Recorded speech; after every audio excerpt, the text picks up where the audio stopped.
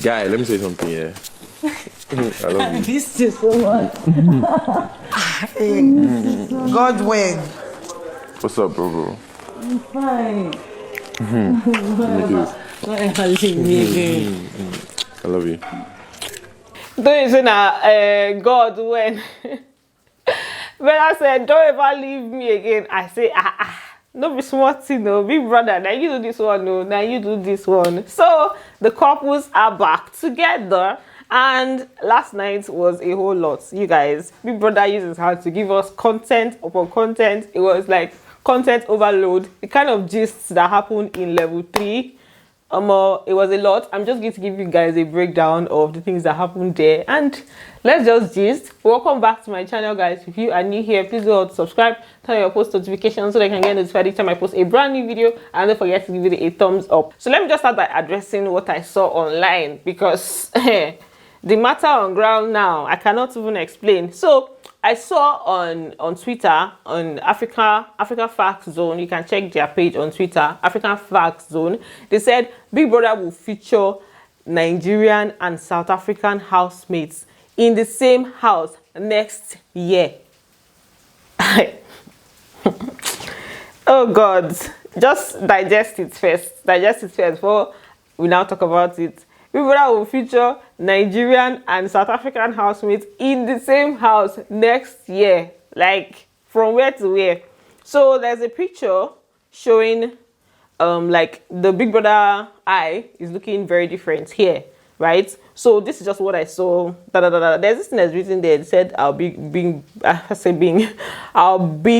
bang stories, and then there's multi-choice Nigeria there. I don't know, was it like a meeting or what? I don't even know where this, like, how where this meeting happened or whatever it is, but like this Africa Fact Zone is a big page on Twitter with over 700 something K followers. So seeing that, I'm like, okay, is this a legit news or it's a joke or what? Because I don't even understand. Nigerians and South Africans in the same house is gonna be they are going to bring down, as in not them per se, but like fans are going to bring down the entire country or the entire house or the entire place. If you're bringing back anything, just bring back Big Brother Africa. Let's have Big Brother Africa, because if you decide that you're going to bring only South Africans, Nigerians, and there's going to be, like, Twitter is going to be a war zone. What do you guys think about this particular gist or this particular news? Moving on, as for the level 3 gist, right? So a lot of things were said in the level 3 house, a lot of gist, a lot of things happened, different people were clearing things out, misunderstandings and all of that. So let me start with Fina. Fina was giving like a breakdown of how her relationship with Groovy started, right? There was a question around that. So she was explaining from when Beauty was in the equation to when Beauty left, and then how she and Groovy became close. Apparently, you guys know that it was when Amaka was telling her, oh, I like Groovy, and then Groovy said he wanted to join their Al Jazeera and CNN group. He said he wanted to be BBC. So from that to how he started sleeping on her bed. Of course, they want Al Jazeera and CNN. She can't say, wait. She can't say, you name na BBC. I can't say BBC. Now you give her name, you say no, now Groovy give yourself name. I can't say, okay, no wahala now. You see this conversation, it was long. It's not this one that I just put like how many seconds of the clip. It was a long conversation, and I'm going to post it on Instagram. I've already even posted like some of the clips from last night on my Instagram page. I posted the Sheggz own, Chichi's own. So I'm going to try and post the remaining clips, because this thing I'm talking is not really going to explain how it was explained, right? So I'm going to post most of the clips when I'm done with this video and when I put it out for you guys to see. And then what else even happened? Okay, Groovy also told his own part of the story. He was just talking about the fact that he doesn't owe Beauty any loyalty. She didn't live with the whole pure of me and you are together, and then like I was not even trying to get you disqualified. Do you get? And I owe you no loyalty, and that's just the truth. I'll still say it to her tomorrow. I don't owe you any loyalty. He now went further to explain the things that he went through, how he tried as much as possible to for things not to play out the way he played out, how hurt he was, and then the fact that she even ended things before she left the house, as before, like when after their whole fight and all, she ended things before he left. Like, he was just explaining a lot of things from his angle. She was like that for like the longest time. I was looking at her, I was even still concerned, like even you said they don't finish. I was still looking at her concerned, but I didn't want to go and meet her because my pride was hurt and all this kind of shit. I mean, I'm not even ready So anyways, Scythe was talking to her. I looked at her, I was like, how are you feeling? She started changing for me again. I'm like, see me see trouble. I don't put myself for Allah. To be honest with you guys, at the point where all of this happened, I felt like the switch was so fast. That's the groovy switch was so fast.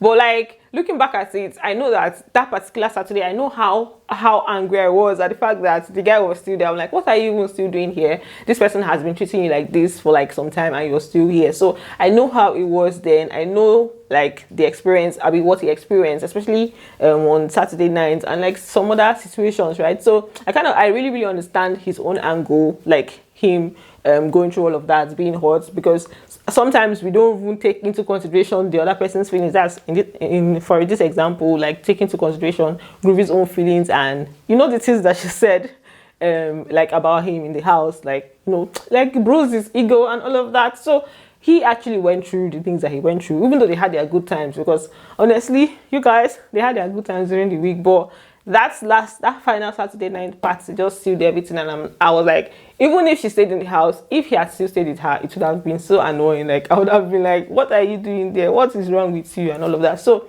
that's that for that. So Sheggz also talked about the Chichi, Bella, Chomzy, and Maka situation. You see, this particular gist is going to go on for a very, very long time. There's no way we're not addressing this at the reunion because it keeps coming up. So Sheggz now said he wanted to say his own things from his own angle because he has never really spoken on it. So he said, let him give the gist.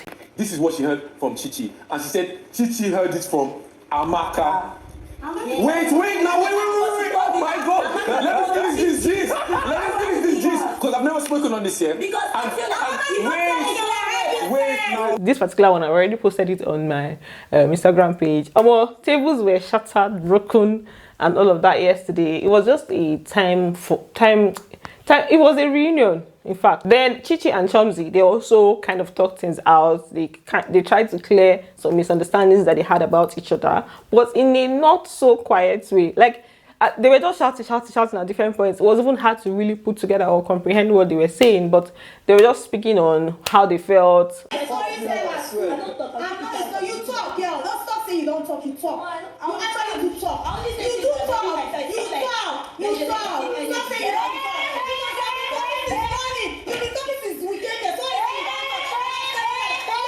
But I can tell you, I can speak with you. Meanwhile, back in the main house, Doyin had talked Bella out of bed because she was lying down initially, but Doyin went to speak to her, and then she came out of her shell and she really mingled with the housemates. So at some point, she was now with Doyin and Chichi. They were having a conversation. They talked about several things, family, background, like just having a proper conversation, proper gist. And then it now got to a point where they were not talking about genotype, and it turns out that Bella is AS. So she now got scared, like whether Sheggz is AS.